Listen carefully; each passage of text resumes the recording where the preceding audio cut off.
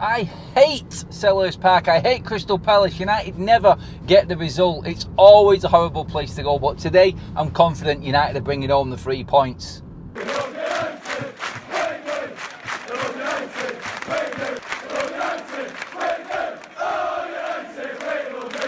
Why am I confident? Well, first of all, welcome to Forever United TV. This is your road trip in to today's game against Crystal Palace. Manchester United going back into the Lions' Den. We never managed to get anything from Selhurst Park. Always a tough game, always a tough fixture, but United go into this game in buoyant mood, flying high, goals going in from everywhere, everyone in on the act, and a forward line which is just chomping at the bit to get to their next opponent, and that is Crystal Palace. Palace, who are actually missing a few players as well.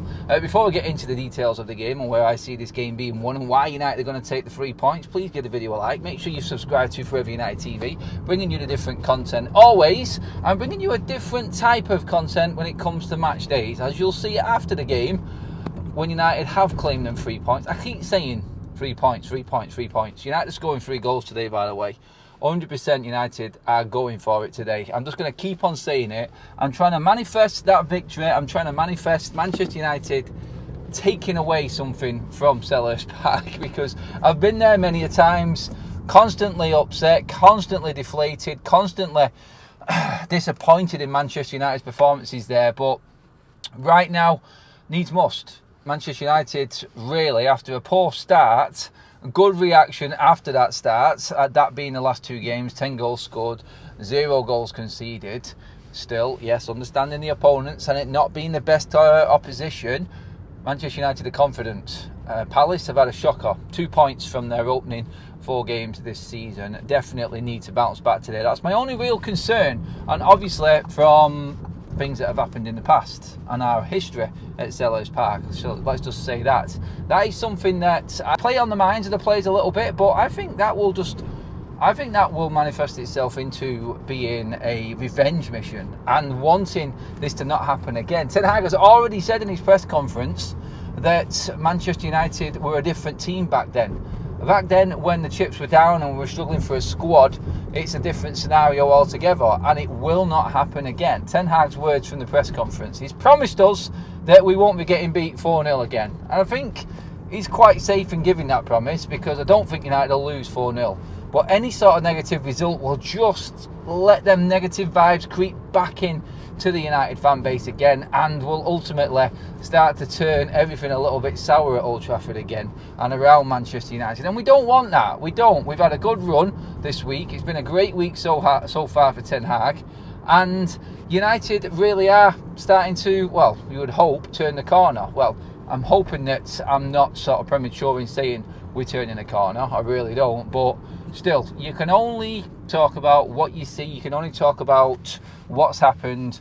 Bad start, but this last week has been very good. Now, the talking points for the game and why United are going to win it is because I've said this on many shows. I said it this morning. I said it last night. Man United have options, and we've never had options before. We've never had options in a way that we have now, and that being that all the players that are available for United to come into the first team, who haven't perhaps probably had the same amount of game time as the others, are all in good form as well. Like even the likes of Mason Mount and Rasmus Højlund have got something to give to this game for Manchester United today. Like Rasmus Højlund chomping at the bit to play his first game. Mason Mount, after a good start to the season, has really got something to prove, and I think it will be just, he cannot wait, let's just say, to get back in the side. I don't think either of them will start. Maybe they won't even get game time today. The biggest one of all, though, and what I want to talk to you guys about and what I want to get opinions in the comment section on is, do we reckon Joshua Zirkzee today? I mean, he's the player that I feel is the one that's going to miss out. And I don't know why I'm thinking this, but should Joshua Zirkzee play?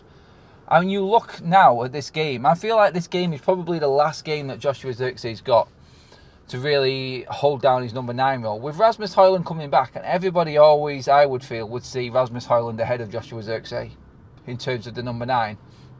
Comment below if you disagree with it, by all means. But right now, Rasmus Højlund, leading goal scorer from last season, on the verge of coming back. If Joshua Zirkzee starts today, I expect fireworks. I expect him to be doing everything. He needs to get into the manager's head that he is number one. He's come out and said he wants to be number one.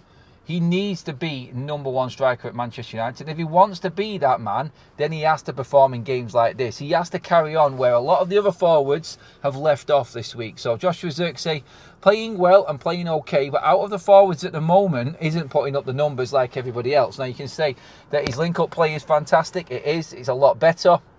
You can say that his hold-up play is better. He's got more skill than anyone else in that front line. He's the tallest. He's the strongest. He's this. He's that. But stats are the ones. Numbers, goals. That's what you're judged on. Goal contributions. Right now, you've got Ahmad, who's assist making. You've got Garnacho, goals and assists, leading for both of them for Man United this season. Rashford's 3 and 2.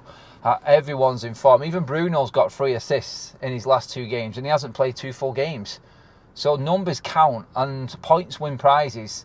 And right now, Zirkzee, for all he's good, you cannot argue with people putting the numbers in. And the numbers are what get United up that league table. So Zirkzee has to start today for me. I really think that this is the moment where Zirkzee, it's only early into his career, but I think, do you know what? This is where we're at with Manchester United right now. It's like we're at a stage where we're actually... Sorry, I thought my mic wasn't on for a minute then. We're at a stage where we're actually now, with these new players, having so many options going forward, not being able to give the new players the amount of game time we should to prove a point. Because everybody, all of a sudden, after everything that's been done in previous transfer windows, and players still hanging around, and players not being sold when they should have been sold, and players coming through the academy and whatnot, right now, we've actually got a squad of players where the penny has dropped. It's like, oh God, like new regime has come in. And it looks like they're going to make massive changes. It actually looks like Manchester United right now are going to hold players accountable for their actions. And everybody is putting in more. And everybody's realised within the playing staff that you have to do more to stay in this team. So right now, Joshua Zirkzee coming in, whereas before you'd have thought he may get a few more games in the side because other players haven't been playing well. Off the back of a poor Premier League season last season, not a great start this season. It's different, and you can feel the aura around Manchester United. You can feel the vibe being different with Ineos being in and the new football structure being there. Because the football structure doesn't count for transfer windows and bringing players in. A football structure counts for the day-to-day within a football club. And if players are thinking that they're just rolling into training and getting into that team and not having to do as much, then they're sorely mistaken. Them days are gone, and everybody is fighting for their place now. It's there, and with Ten Hag having the support of the board behind him now, and the structure behind him with Barada and Dan Ashworth coming out and backing him, then he can do what he wants with that team. Like, if he's getting wins, then he can just say, look, you're not my problem anymore. If you're not performing, then basically go and speak to the powers that be. I'm telling you why you're not in the side, and if you don't like it and you start spitting your dummy out, we've got a structure above me that will flirt you and get rid of you. It's as simple as that. It's as simple as that. We said at the start of the season this was big for Rashford. There were reports coming out about him on that list of players that needed to improve this season to prove to Ineos and the new structure that he was worth keeping at Manchester United, and we're already seeing him play better this season. So that's with a big first team player. Joshua Zirkzee, Garnacho, Ahmad. This is why I feel a little bit more confident. This is what I was hoping would happen with a new structure. And it took a bit of time to get through, and the early signs were worrying. And them signs may come back again. Like, I'm not saying that Manchester United have turned the page here and everything's hunky-dory. Far from it, in fact.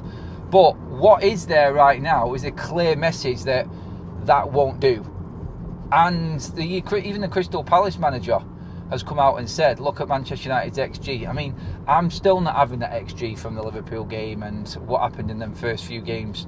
The Brighton one, we shouldn't have lost. That should have at least been a draw. We would have been a better off position. Liverpool, we deserved to lose. We were the second best side throughout the game, and we got everything that we got everything we got. But we deserve everything we got, sorry. And I'm not having, like, we created a few chances when we were 3-0 down. Yeah, Liverpool took the foot off the gas. Like, that game alone. But we had chances in Fulham, we had chances against Brighton, and in the end, we reverted back to the old United from last season. That now, against Southampton, first 30 minutes was there again. So that's why I'm sort of holding counsel a little bit and not getting too carried away. I just look at that moment there, and I'm sort of glad it happened early on in the season. And we had that bit of adversity with them games and it looking like everything was the same, because now it's forced these players into going, right, we need to really start playing now. We need to think of our own careers as well here. We can't just throw a manager under the bus anymore. And you know what? It's good as well that it's happened now, because Ten Hag also has had to act and start rotating and giving other players a chance. And it's actually sort of giving Ten Hag that opportunity to realise he's doing something wrong and this isn't going to be like it was last season. He needed to prove this season that he was worth staying on at Manchester United, because let's not forget, Ineos have still not given Ten Hag a contract. This is his old contract from before Ineos came into situ, so he needs to prove it. Get that shit out the way early, get them poor performances out the way. Ineos can see what United were like, and now we're going to see what we react like very quickly. So there's no papering over the crack sort of scrappy draws against Brighton. Obviously we scraped the win against Fulham as well. That wasn't great. Then we got battered by Liverpool. It's all there for everybody to see. It's been laid bare, like the issues at Manchester United. And now we're going to get to see a reaction early in the season. And I feel like that is the important thing in all of this to look at. I feel like United now have no room to hide. Everyone can see the flaws of what were there last season. They're still there. But it's up to these players now to act on that and prove that they are capable of doing the job. Otherwise, they're all going to be weaned out of this football club. They're all going to be sent packing if they don't perform. So really, looking at it, I feel like today is that important simply because Manchester United need to start that. They need to start the ball rolling with that. And I feel like a win against Palace today will go a long way to convincing a lot of people that United are, in fact, turning that corner. So really, you've just got to be, you can be half full or half empty with this game. You really can, because it can go either way. But I feel like this is the time now. It's the right time to play Palace. They're missing players, Decore missing. Players like that in the middle are definitely going to help Manchester United. 2 points from the first 12 available. United not much better with 6, I know that, but if United win today, then that's us comfortably back into the top 8 in the league. I know it's not where we need to be, but it's a starting block to start attacking that top 4. And then we play a team like Spurs, which is really going to test us. So yeah, I think today is perfectly set up for United to go out there and prove that this wasn't a flash in the pan, and United will get the win. That's how I feel. I'm going to go with 3-1 still. 3 points, 3 goals. United continue to form. I still don't know who's going to play up front, but I think whoever goes up front right now, like I said, will do the job for United. So let me know what you think. Get your comments in below. What's your score prediction? What is your starting 11? Who would you go with? Are you confident going into this game like I am? Or do you feel like this could be the start of what we already know? Are you going to put your neck on the line and commit one way or the other? I'm going to put mine on the line and say it is the turning point and United will get the win against Palace today. I'll be gutted later, honestly, if we don't. This is your road trip heading into the game. Thank you, everybody. Get your comments in below. Make sure you give the video a like. And, of course, make sure that you hit that subscribe button as well to make sure you miss out on no content going forward on Forever United TV. And look out for the post-match content as well. A little bit different today again. Cheers for watching, everyone. See you after the game.